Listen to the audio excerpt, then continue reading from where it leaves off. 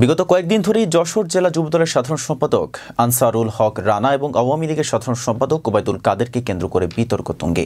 যুবদলের বহিষ্কৃত প্রচার সম্পাদক এসকেন্দার আলী জনি ফেসবুক লাইভে এসে এক চাঞ্চল্যকর দাবি করেছেন যে ওবায়দুল কাদেরকে ভারতে পালিয়ে যেতে সহায়তা করেছেন আনসারুল হক রানা। লাইভে এসে জনি আরও দাবি করেছেন যে যুবদলের এই নেতা শুধু কাদেরকেই নয়, বেশ কিছু আওয়ামী লীগ নেতাকেও ভারতে পালাতে সাহায্য করেছেন। ওবায়দুল কাদেরকে কারা পার করেছেন যশোরের লোক জানে, শাহিন চাকলাদারকে কারা পার করেছেন যশোরের লোক জানে।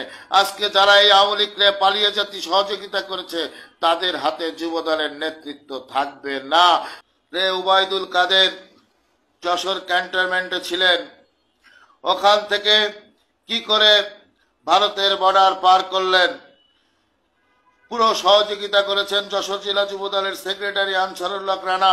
আমরা মানুষের মুখে শুনেছি, সঠিকভাবে তদন্ত করলে পেয়ে যাবে ওবায়দুল কাদের আওয়ামী লীগের সাধারণ সম্পাদককে, স্বৈরাচার ওবায়দুল কাদেরকে কিভাবে এই যুবদলের সেক্রেটারি আনসারুল হক রানা ইন্ডিয়ার বর্ডার পার করেছেন। এছাড়া এসকেন্দার আলী জনি ফেসবুক লাইভের এই দাবির মাধ্যমে বিএনপির ভারপ্রাপ্ত চেয়ারম্যান তারেক রহমানের কাছে সঠিক তদন্তের অনুরোধ করেছেন।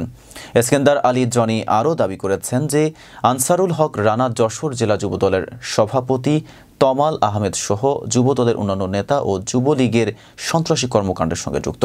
তিনি উল্লেখ করেন যে এই নেতারা মদের ব্যবসা সহ নানা অনৈতিক কাজে লিপ্ত।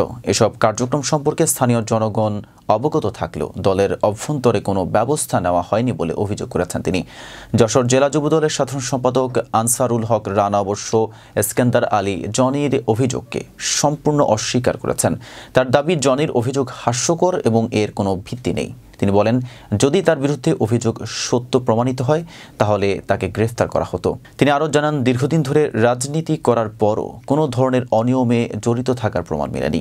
যশোর জেলা যুবদলের সাধারণ সম্পাদক আনসারুল হক রানা এবং যুবদলের সভাপতি এম তমাল আহমেদ যদিও এসব অভিযোগের বিষয়ে একযোগভাবে তাদের অবস্থান পরিষ্কার করেছেন, তবে তাদের দাবি এসব অভিযোগ ভিত্তিহীন। তারা বলেন, এসকেন্দার আলী জনি এখন উন্মাদ হয়ে গেছেন এবং তার কথা আমলে নেওয়ার কোনো প্রয়োজন নেই। তাদের বক্তব্য, জনি উল্টো যুবদলের ক্ষতি করতে চান, যা দল এবং জেলার মানুষ জানেন। তারা বলেন, আমরা 18 বছর ধরে আন্দোলন সংগ্রাম করছি, কখনোই কোনো অনৈতিক কাজে লিপ্ত হয়নি। এমন পরিস্থিতিতে যশোর জেলা যুবদলের নেতাকর্মীরা এখন বিভক্ত।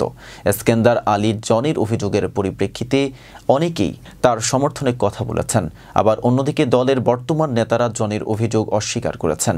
বিএনপির ভারপ্রাপ্ত চেয়ারম্যান তারেক রহমানের কাছে এখন তদন্তের দাবি উঠেছে এবং তিনি যেন প্রকৃত অপরাধীদের বিরুদ্ধে ব্যবস্থা নেন, এমনই এক প্রত্যাশা তৈরি হয়েছে। এখন দেখার বিষয় হবে এই অভিযোগের ফলস্বরূপ কি কোনো তদন্ত শুরু হয় এবং এই অভিযোগের পরবর্তী পরিস্থিতি কি দাঁড়ায়। যশোর জেলা যুবদলের ভবিষ্যৎ কেমন হবে তা এই মুহূর্তে এক বড় প্রশ্ন।